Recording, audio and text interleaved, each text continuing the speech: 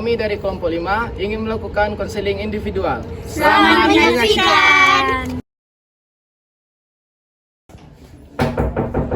Tunggu sebentar. Halo, selamat datang. Silakan masuk.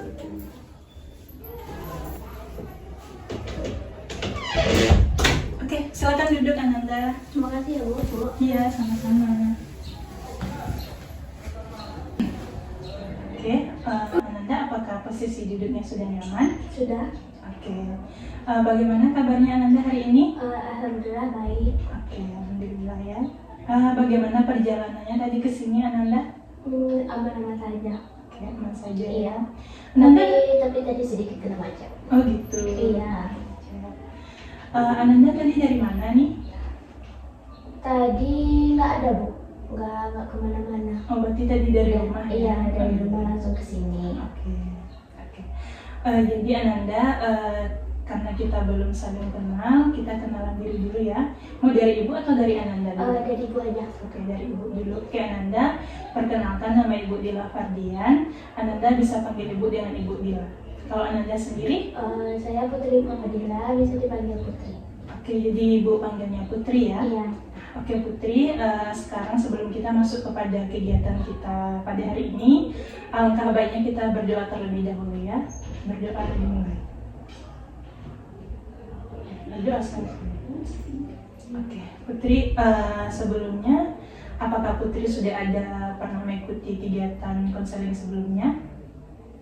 Sudah Bu. Oke sudah. Oh berarti Putri sudah tahu ya apa itu bimbingan konseling. Bisa Putri jelaskan kepada ibu?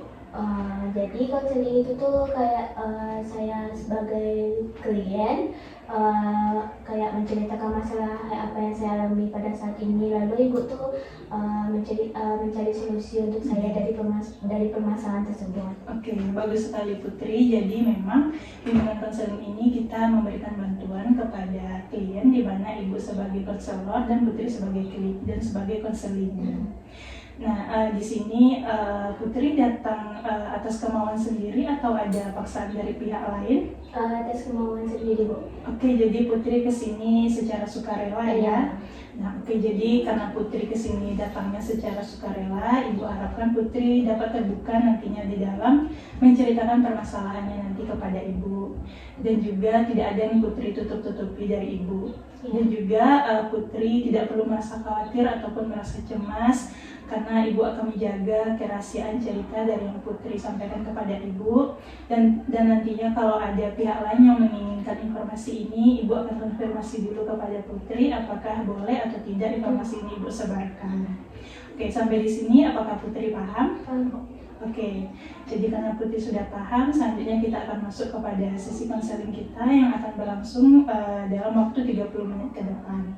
Apakah Putri sudah siap? Insya Allah siap. Oke, baik. Jadi silakan Putri sampaikan permasalahan apa yang sedang Putri alami pada saat sekarang ini.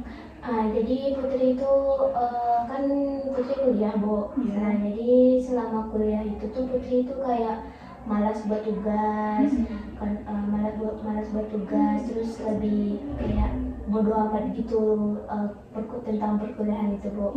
Lalu Putri itu juga kayak lebih menyenangkan, kayak lebih pengen nongkrong aja, main sama teman-teman, main kesini daripada membuat tugas Bu. Lalu Putri itu juga kayak tidak pandai juga mengelola waktu Bu, kayak manajemen waktu gitu. Oh gitu. Oke, sudah sejak kapan Putri melakukan misalnya malas bikin tugas itu sudah sejak kapan? Mungkin sudah sejak SMA kalau Putri rasakan Bu, kayak waktu kelas 1 SMA pas zaman Covid gitu Bu. Kan kalau kita Covid itu kan lebih banyak buat tugas di rumah, daring gitu kan Bu. Nah jadi kalau pas buat tugas di rumah itu tuh kayak diundur-undur gitu Bu, lebih baik main HP atau nonton atau pergi sama teman-teman.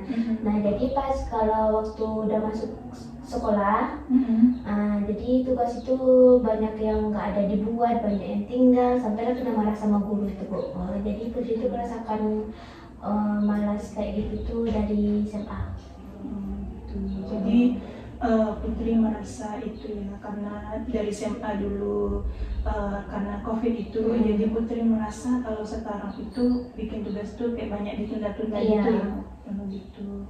Nah lalu tadi kan Putri bilang kalau Putri itu dari SMA gitu, berarti udah lama juga ya. Sampai sekarang pun Putri masih kayak gitu atau gimana? Kadang-kadang Bu. Tapi kalau untuk sekarang Putri itu lebih menyenangkan buat tugas itu sama-sama sama teman-teman. Tapi kalau Putri buat sendiri tugasnya di rumah atau buat di mana, pokoknya yang sendirilah, pasti ujung-ujungnya nggak akan dibuat. Tapi kalau Putri sama teman-teman buat tugas, jadi cepat selesai tugasnya, jadi kayak lebih teratur tugasnya, sering nggak ada apa itu namanya, nggak ada istilahnya nggak buat tugas, nggak ada istilah untuk apa itu lihat HP lagi. Kan kalau misalnya capek buat tugas, misalnya udah setengah halaman, nah jadi kalau udah setengah halaman itu Putri mau istirahat lihat HP, jadi lihat HP itu berjam-jam, jadi ujung-ujungnya nggak dibuat kalau Putri sendiri. Tapi kalau kan sama teman-teman kan lebih asik tuh buat tugas, misalnya ini cari ini gitu. Oh gitu. Iya. Jadi menurut Putri apa sih penyebab Putri jadi seperti ini gitu kan? Karena sering nggak buat tugas gitu, malas bikin tugas gitu. Apa sih penyebabnya menurut Putri? Kalau menurut Putri itu lebih kayak keasikan main HP Bu, keasikan main gadget, atau kayak terus Putri itu juga kayak lebih sering main sama teman-teman Bu, nongkrong kesini, main kesini gitu. Jadi kalau itu kan pas sudah sampai rumah lalu lupa buat tugas karena udah capek gitu pulang main. Oke, jadi memang karena HP ini ya Putri begitu. Apakah Putri selama ini tidak pernah mencoba untuk membagi-bagi waktunya, misalnya kalau pergi nongkrong sama kawan gitu, kapan sama bikin tugas tuh kapan? Pernah nggak Putri kayak bagi-bagi waktu gitu? Belum Bu. Berarti belum pernah. Iya, belum pernah kayak membagi-bagi. Misalnya hari ini untuk buat tugas, besok main, besok ini itu belum pernah Bu. Tapi Putri itu lebih kayak tugas itu kesekian kalinya, untuk yang kesekian kalinya. Tapi kalau untuk pergi main ya udahlah gas, kalau tugas besok aja lah dipikirin gitu. Jadi bagaimana tanggapan orang tua Putri terhadap Putri yang misalnya bikin tugas tuh?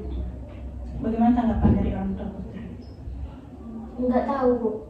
Berarti belum ada pernah ditanyakan atau gimana? Tapi iya kayaknya belum pernah ditanyakan. Tapi kalau setiap orang tua Putri itu ke kamar, setiap orang tua Putri itu ke kamar, Putri itu lagi buat tugas Bu. Oh gitu.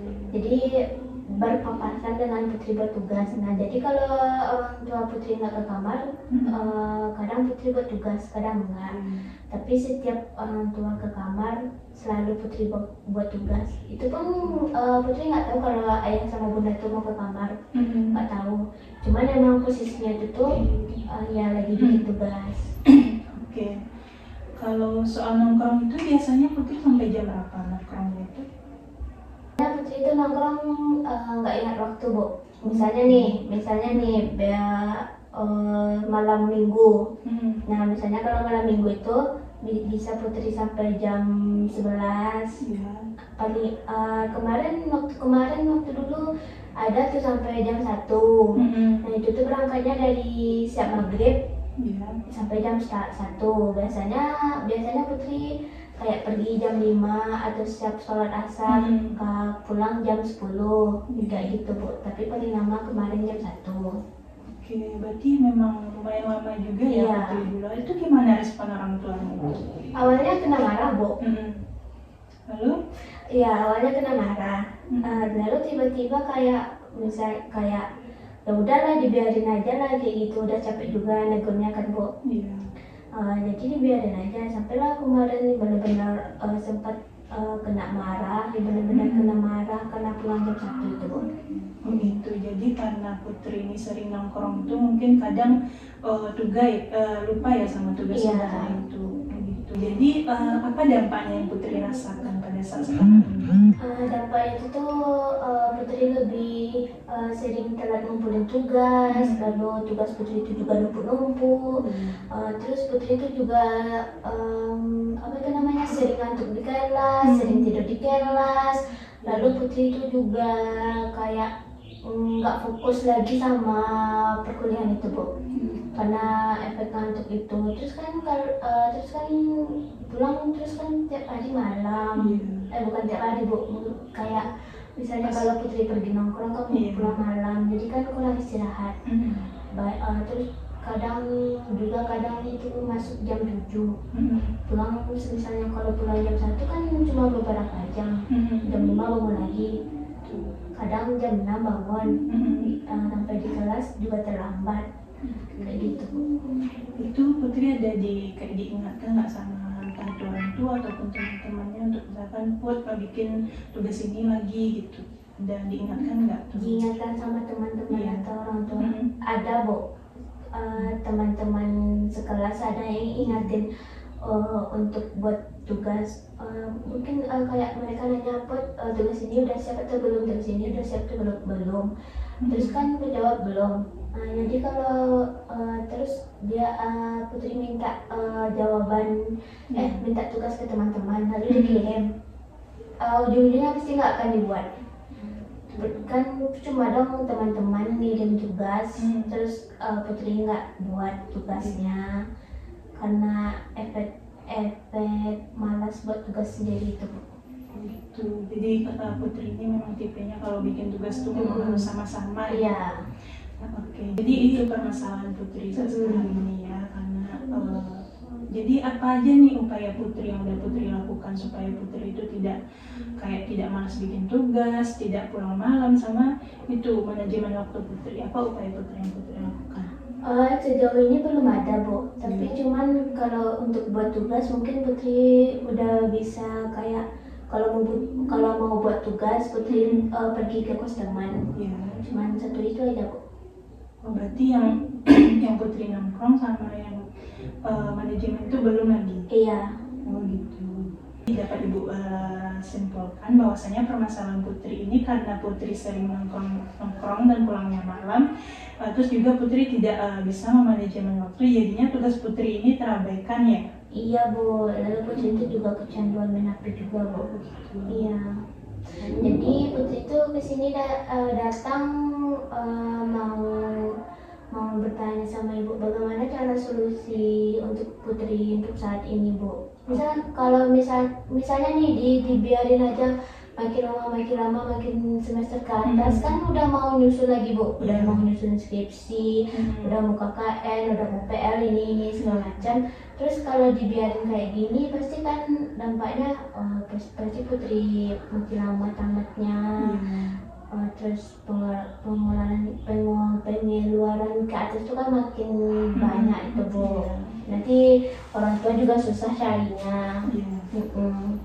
Oke, mungkin dari Ibu solusinya mungkin Putri sudah tahu juga ya, kan kita sudah Putri kan juga sudah dewasa ya. Jadi dari Ibu kayak Putri kurangilah kayak main HP, kayak Putri jadwalkan gitu. Putri bisa membagi-bagi waktu pada mana saat nongkrong, mana saat main HP gitu kan. Jadinya kalau kan Putri bilang tadi udah semester akhir ya. Iya. Jadi Putri itu lebih fokus lagi sama tugas-tugasnya gitu. Jangan waktu kita semester 1 atau 2 gitu.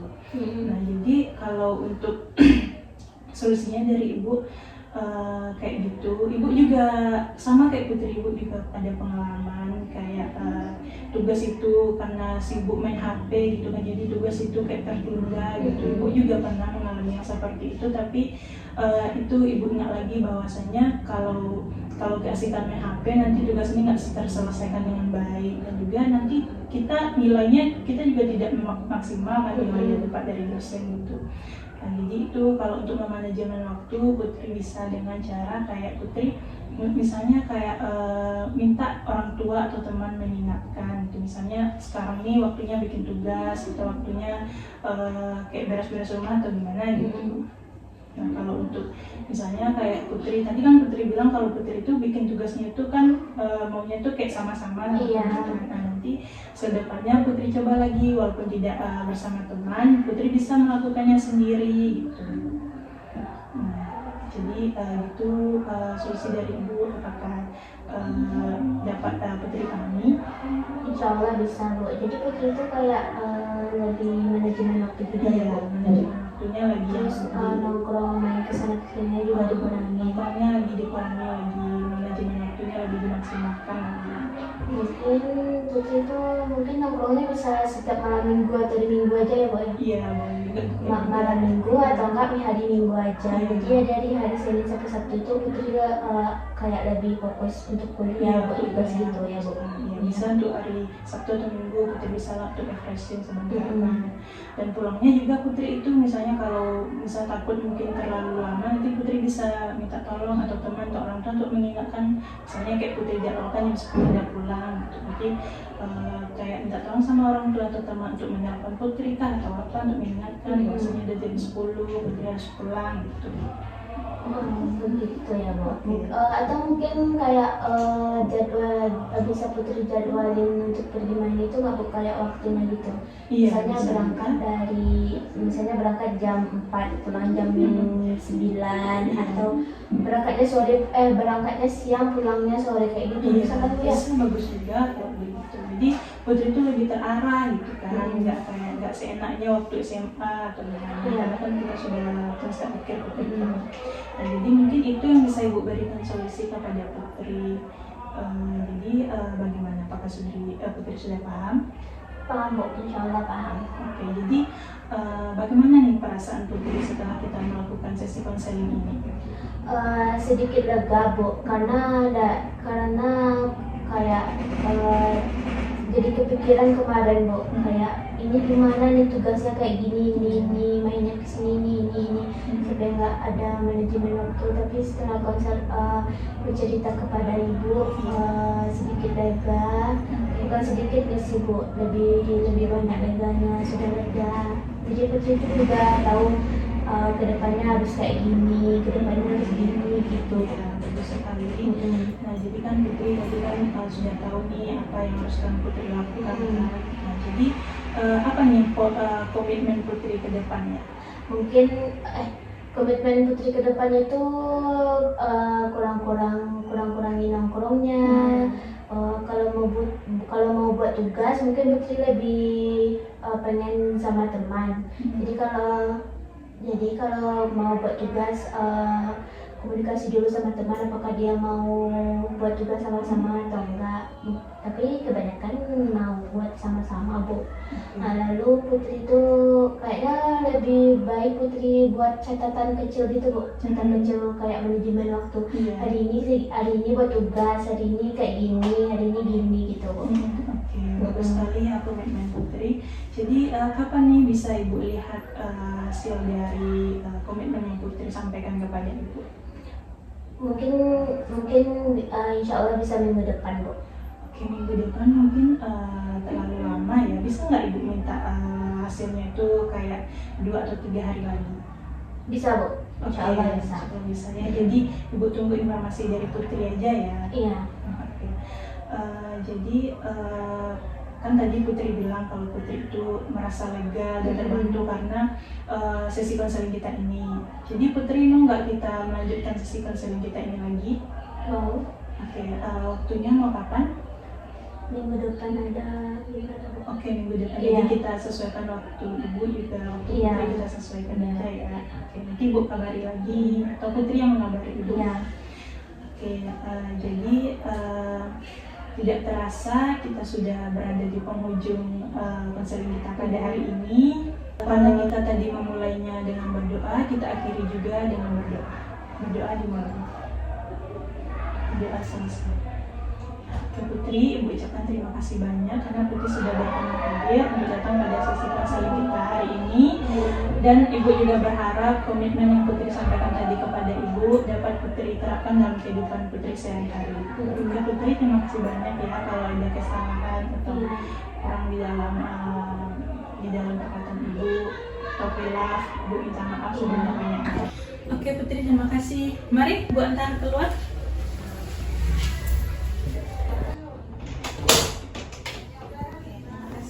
Ya Bu.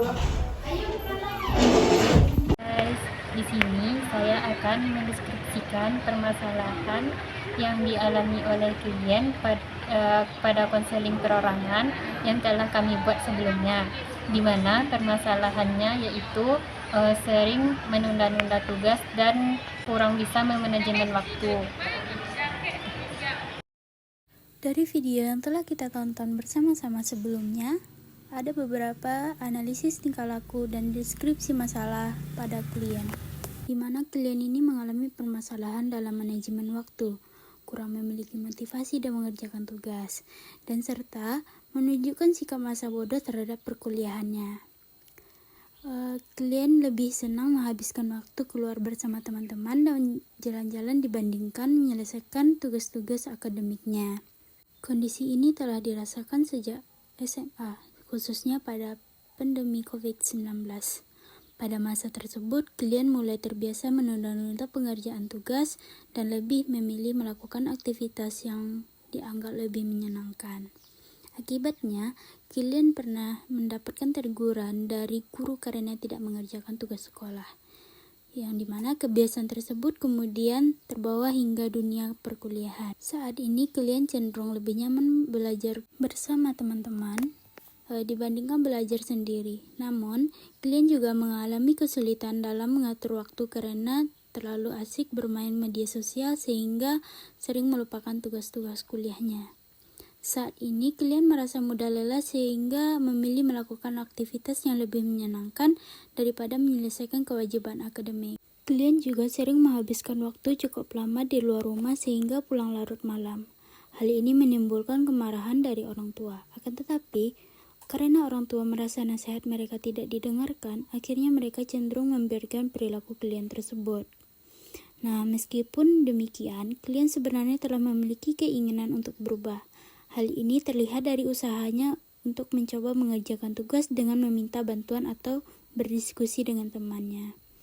Namun, usaha tersebut belum berjalan secara maksimal karena tugas tetap tidak dikerjakan. Dari kasus di atas, analisis tingkah lakunya yaitu yang pertama, yaitu thinking atau pikiran, yang dimana klien ini berpikir bahwa bermain media sosial, berkumpul dengan teman, dan jalan-jalan lebih menyenangkan dibandingkan mengerjakan tugas. Yang kedua, klien menganggap tugas dapat dikerjakan nanti sehingga muncul perilaku menunda-nunda tugas. Yang ketiga, klien menganggap dirinya lebih mampu belajar jika bersama teman-teman dibandingkan sendiri. Yang keempat, yaitu klien memiliki pemikiran bahwa dirinya sudah lelah sehingga sulit fokus untuk mengerjakan tugas. Selanjutnya yaitu feeling atau perasaan, yang dimana yang pertama, klien itu merasa malas dan kurang bersemangat dalam menjalani perkuliahan. Yang kedua yaitu klien merasa lebih senang dan nyaman ketika bersama teman-temannya. Yang ketiga, klien terkadang merasa bersalah karena tidak bisa menyelesaikan tugas dan membuat orang tuanya marah. Yang keempat, yaitunya klien juga merasa lelah dan jenuh sehingga memilih mencari hiburan melalui media sosial atau pergi bersama temannya. Yang ketiga, yaitunya action atau tindakan. Yang pertama yaitu menunda pengerjaan tugas kuliah. Yang kedua, lebih sering bermain media sosial dan keluar bersama teman. Yang ketiga yaitunya pulang larut malam dan menghabiskan waktu cukup lama di luar rumah. Yang keempat yaitu meminta bantuan teman untuk mengerjakan atau memahami tugas, tetapi tugas tetap tidak diselesaikan. Yang kelima yaitu kurang disiplin dalam mengatur jadwal belajar dan waktu istirahat.